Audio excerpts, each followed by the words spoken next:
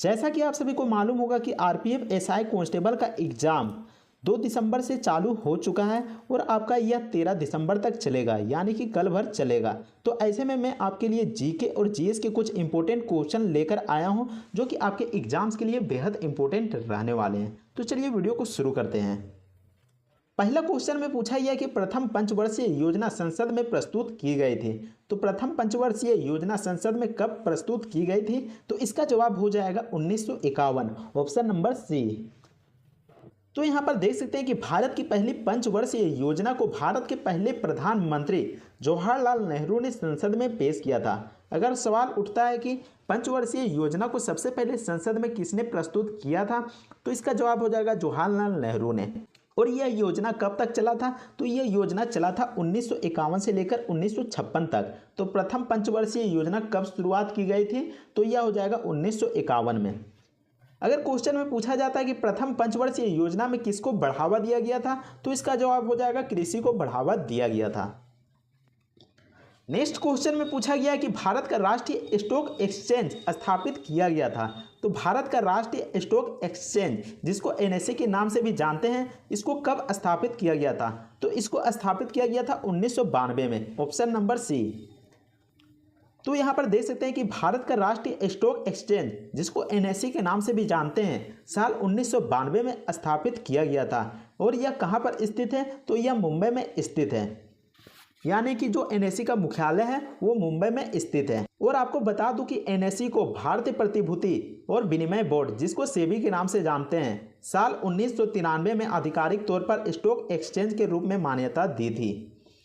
Next question में पूछा गया कि भारत के विदेशी मुद्रा भंडार में निम्न में से किसे शामिल नहीं किया जा सकता है? यहाँ पर देख सकते हैं कि जो सोना हो गया, रिजर्व ट्रेंच पोजीशन हो गया और विशेष आहरण अधिकार हो गया, ये सभी भारत के विदेशी मुद्रा भंडार में शामिल किए जा सकते हैं। लेकिन जो कार्बन बॉन्ड हो गया, उसको भारत के विदेशी मुद्रा भंडार में शामिल नहीं किया जा सकता है।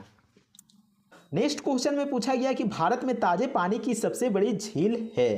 तो भारत में ताजे पानी की सबसे बड़ी झील कौन सा है? तो यहाँ पर हो जाएगा वुलर झील, ऑप्शन नंबर सी।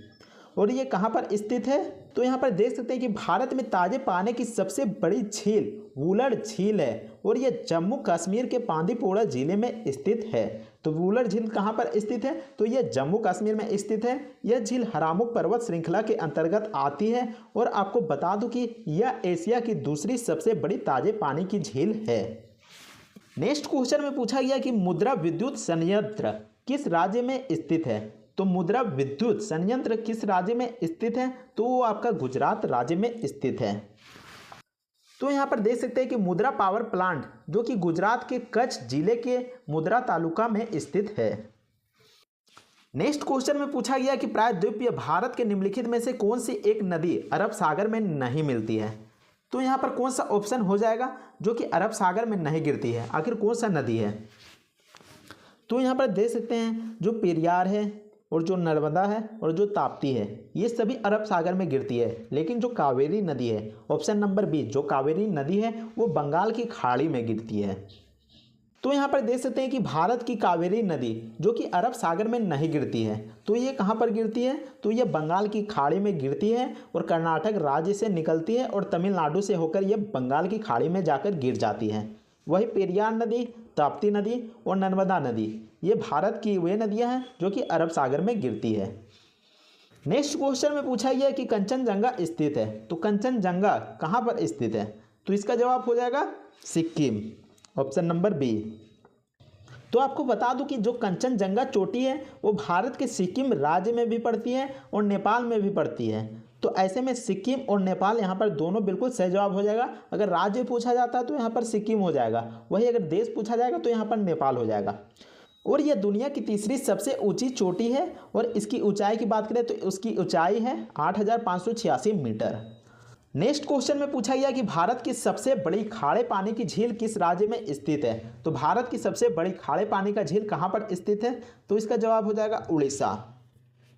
तो यहाँ पर देख सकते हैं जो चिल्का झील है, एशिया की सबसे बड़ी खारे पानी की झील है जो कि उड़ीसा राज्य में स्थित है। वही वुलर झील की बात करें तो वुलर झील अभी मैंने थोड़ी देर पहले बताया कि वुलर झील जम्मू कश्मीर में स्थित है और यह भारत की सबसे बड़ी मीठे पानी की झील है। वही वेवनाड झील, यह भारत की सबसे लंबी झील है और यह केरल राज्य में स्थित है। वही सांभर झील की बात करें तो सांभर झील यह भारत की सबसे बड़ी अंतर्देशीय नमक झील है और यह राजस्थान राज्य में स्थित है। नेक्स्ट क्वेश्चन में पूछा गया कि पृथ्वी के वायुमंडल में ओजोन परत किस परत में होती है। तो पृथ्वी के वायुमंडल में ओजोन परत किस परत में होती है, तो इसका जवाब हो जाएगा स्ट्रेटोस्फियर, यानी कि समताप मंडल।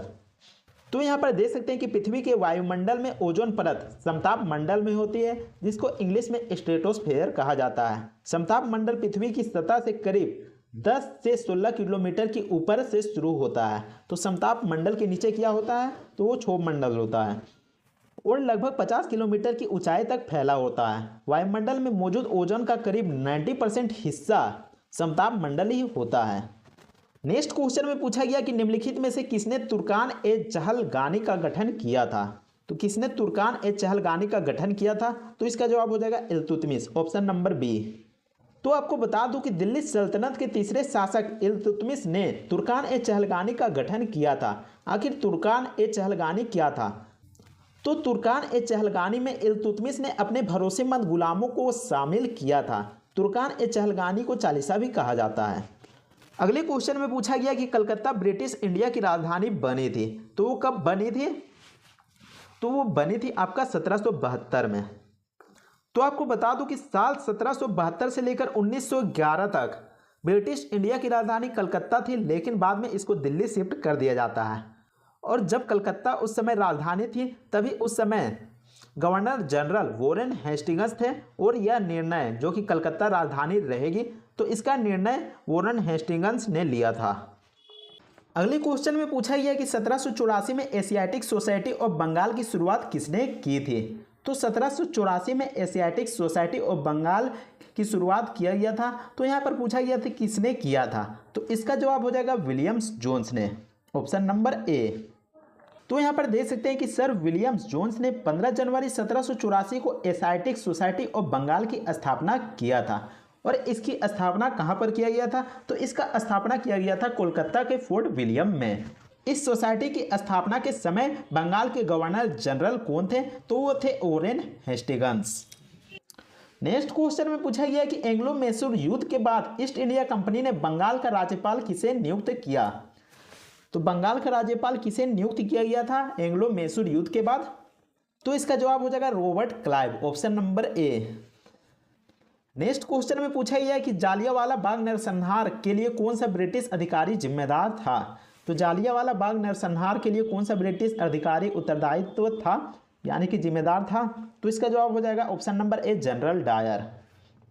तो यहाँ पर देख सकते हैं कि जालियांवाला बाग हत्याकांड के लिए ब्रिटिश सेना के जनरल रेजिनाल्ड एडवर्ड हेरी डायर, जिसको जनरल डायर शॉर्टकट में कहते हैं, वह जिम्मेदार था। 13 अप्रैल 1919 को बैसाखी का दिन था। अमृतसर के जालियांवाला बाग में सभी लोग शामिल हुए थे। वहीं पर हजारों लोगों को बिना किसी चेतावनी के गोलियां दाग दी गई थी।